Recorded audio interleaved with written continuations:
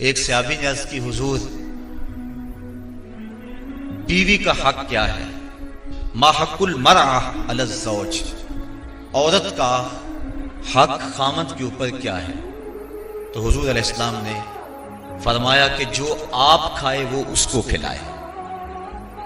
یعنی یہ نہیں ہے کہ میاں اور بیوی کے کھانے میں اور ان کی غذا میں فرق ہو، جس طرح کا کھانا خود کھائے اس طرح کا اپنی بیوی کو کھلائے۔ اور دوسرا فرمایا کہ جس طرح کا خود لباس پہنے اس طرح کا اپنی بیوی کو لباس پہنائے۔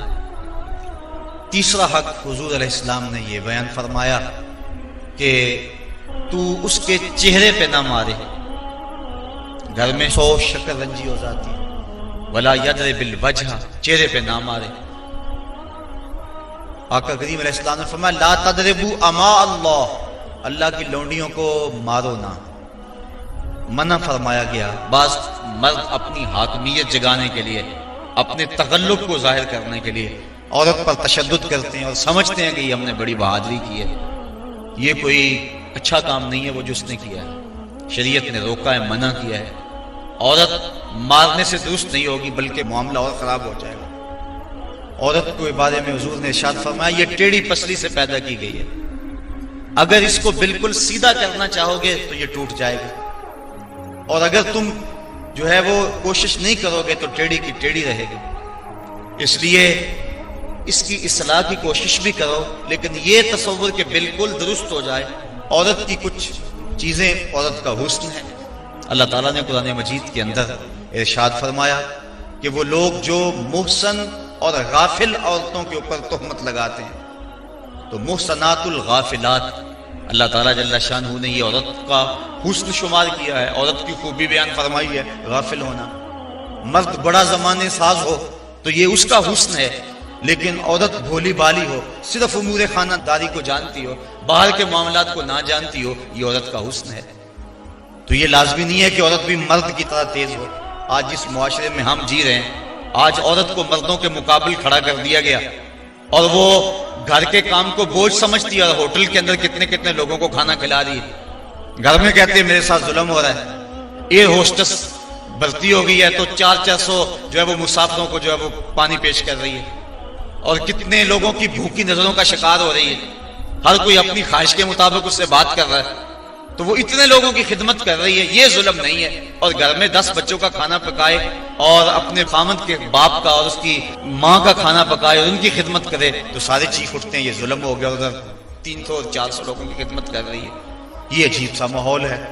تو عورت کی کچھ چیزیں جو ہیں وہ اس کا حسن ہے، اور وہی اس کی زندگی کا نکھار ہے، اور وہی اس کی خوبی ہے۔ تو اللہ تعالیٰ نے قرآن مجید کے اندر غافلات کا لفظ عورت کی خوبیوں کو شمار کرتے ہوئے بیان فرمایا ہے۔ تو یہ چونکہ پسلی ٹیڑھی رہے تو پسلی کے ٹیڑھا ہونے میں بھی ایک حسن ہے، اگر سیدھی ہو جائے تو حسن زائل ہو جائے گا۔ اس لیے فرمایا کہ یہ ٹیڑھی پسلی سے پیدا کی گئی ہے، تو یہ بالکل سیدھی بھی نہیں ہو سکتی ہے، اس کی ناقص العقل ہے، اس کے اندر کچھ کمی ہے۔ اور ایک موقع پہ حضور نے ارشاد فرمایا اگر اس کی کچھ عادتیں تمہیں ناپسند ہیں تو کچھ ایسی عادتیں بھی تو ہوں گی جو تمہیں پسند ہوں گی۔ یعنی ساری عادتیں دیکھو نا، مجموعی طور پہ دیکھنا ہے، وہ تمہاری کتنی خدمت کرتی ہے، ماں باپ کو چھوڑ کے آئی ہے، بہن بھائیوں کو چھوڑ کے آئی ہے، تم سے پہلے اٹھتی ہے، تمہارے بعد سوتی ہے۔ اور کبھی کبھار ایسا ہوتا ہے کہ میاں بیوی اکٹھے کہیں گئے ہوتے ہیں تو راستے کے اندر دونوں آ رہے ہیں، بچہ بیوی نے اٹھایا ہوا ہے جبکہ طاقتور مرد ہے، اور پھر جب واپس گھر پہنچتے ہیں تو خاوند کہتا ہے کہ جلدی جلدی پانی بناؤ، اور وہ کبھی برف توڑ رہی ہے، کبھی چینی میں لا کے پانی تیار کر رہی ہے، اور پھر سب سے پہلے خاوند کو دیتی ہے، بچتا ہے تو خود پیتی ہے۔ کمزور بھی بیوی ہے، دونوں ایک طرح کی دھوپ میں چل کے آئے ہیں، بچہ بھی بیوی نے اٹھایا ہوا تھا، اور آ کے خاوند بیوی کو کہتا ہے کہ یہ کام تو کر، لیکن پھر بھی اس کی زبان پہ شکوہ نہیں آتا، اس کو کہتا تم پانی تیار کرو، پانی پیتا کہتا اب کھانا پکاؤ۔ اس گرمی میں پھر بیوی باورچی خانے میں چلی جاتی ہے، کھانا پکا کے آدھے گھنٹے کے بعد پھر مرد کے سامنے رکھتی ہے، وہ کھاتا ہے، کھا کے پھر کہتا ہے ٹانگیں دباؤ، اور شکوہ نہیں کرتی کہ عجیب بات ہے تیرے ساتھ میں بھی اسی طرح تھکی ہوں، میں نے بچہ بھی اٹھایا ہوا تھا، میں نے پھر پانی تیار کیا، اب کھانا سخت گرمی میں بنایا، یہ اس کی اچھی عادت ہے. تو فرمایا اگر تم اس کی کچھ عادتوں کو دیکھ کر پریشان ہوتے ہو تو کچھ اس کی عادتیں ایسی بھی تو ہوں گی جو تمہیں پسند ہوں گی. تو اگر یہ تم سوچ لیا کرو تو میاں بیوی کے اندر محبت کا رشتہ مستحکم ہوگا، کمزور نہیں ہوگا. بلکہ ایک انگریز نے لکھا، وہ کہتا ہے کہ کوئی شے بھی جو ہے اس کے کوئی نہ کوئی فائدے ضرور ہوتے ہیں. وہ مثال دیتا ہے، وہ کہتا ہے جو گھڑی بند پڑی ہے نا، ایک دن میں 2 مرتبہ وہ بھی سچ بولتی ہے. مثال کے طور پہ گھڑی بند ہوگی 12 بجے، تو جب دن کے 12 بجے ہیں اس وقت گھڑی سچ بول رہی ہوتی ہے. رات کو جب 12 بجتے ہیں تو گھڑی سچ بول رہی ہوتی ہے. کہتا جو خراب گھڑی ہے وہ بھی دن میں 2 مرتبہ سچ بولتی ہے. تو اگر کسی شخص کی خرابیاں تمہیں نظر آئیں تو اس کی کوئی خوبی بھی ڈھونڈ لیا کرو. مکھی کی طرح نہیں کہ سارے بدن کو چھوڑ کر جہاں زخم ہو وہاں ہی بیٹھنا ہوتا ہے، جہاں خوشبو ہو وہاں بھی تو جاؤ. اس لیے فرمایا حضور علیہ السلام نے، اور ذرا غور تو کیجئے، خاندانوں کو جوڑنے کا اور میاں بیوی کے اندر باہم محبت پیدا کرنے کا یہ کتنا حکمت بھرا جملہ ہے. یہ جوامع الکلم سے ہے یہ جملہ، اور کتنا حسن ہے اس جملے کے اندر. فرمایا اگر اس کی کوئی بات تمہیں ناپسند ہے تو کوئی اس کی ایسی بات بھی تو ہوگی جو تمہیں پسند ہے، اور تم اس کو دیکھ لو. بلکہ صوفیہ فرماتے ہیں اگر خوبی دیکھنے کا شوق ہو تو کسی اور میں دیکھو، اور برائی دیکھنے کا شوق آئے تو اپنے اندر دیکھو. اگر انسان اپنی زندگی کے اندر یہ رویہ بنا لے تو زندگی میں حسن آ جاتا ہے. لیکن ہمارا جو عمومی رویہ ہے، ہم برائیاں اوروں میں دیکھتے ہیں اور خوبیاں ساری اپنے اندر دیکھتے ہیں. وہ کیا کسی نے کہا تھا کہ کسی کی طرف انگلی اٹھانے والا ذرا غور تو کرے کہ باقی انگلیاں اس کی اپنی طرف اٹھ رہی ہیں. تو ذرا تدبر تو کرے، ذرا غور تو کرے. اس لیے فرمایا اگر اس کی کوئی عادت تمہیں ناپسند ہے، ناگوار ہے، تو کوئی اس کی ایسی عادت بھی ہوگی کہ جو تجھے پسند ہوگی. اس عادت کو دیکھ کر کے تم اس کے ساتھ محبت کر سکتے ہو. اور آقا کریم نے یہ بھی فرمایا خیرکم لأہلہ وآنا خیرکم لأہلی. تم میں سے بہتر وہ ہے جو اپنے اہل خانہ کے ساتھ بہتر ہے، اور فرمایا تم میں سے سب سے بہتر میں ہوں جو اپنے اہل خانہ کے ساتھ بہتر. حضور اپنے اہل خانہ کے ساتھ جو حسن سلوک کیا ہے تاریخ اس پہ گواہ ہے. جب آقا کریم کا وصال ہوا 9 بیویاں اس وقت حضور کے نکاح میں تھیں، اور آقا کریم علیہ السلام کی ایک بیوی کو بھی حضور پہ شکایت نہیں تھی. جبکہ اتنی کثرت سے ازواج ہوں تو اس وقت شکایت کا پیدا ہو جانا لازم ہے.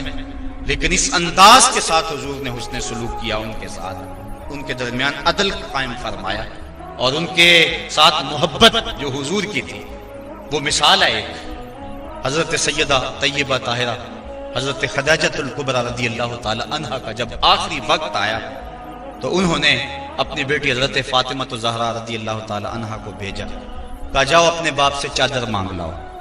تو سیدہ فاطمہ حاضر ہوئیں، عرض کی امی چادر مانگ رہی ہیں. تو حضور علیہ السلام نے فرمایا بیٹا اپنی ماں سے پوچھو نا چادر کیا کرنی ہے. تو حضرت خدیجہ الکبریٰ رضی اللہ تعالی عنہا کی خدمت میں پوچھنے کے لیے حضرت فاطمہ واپس آ رہی ہیں تو حضرت نبی رحمت صلی اللہ علیہ وسلم کے پیچھے آ گئے. حضرت خدیجہ سخت بیمار تھا. عرض کی حضور اس وقت جو میری حالت ہے آپ دیکھ رہے ہیں، مجھے لگتا ہے کہ یہ میرا آخری وقت آ گیا. میں نے چادر اس لیے مانگی ہے کہ اس چادر سے مجھے کفن دیا جائے. اب سنو حضور نے کیا جواب دیا.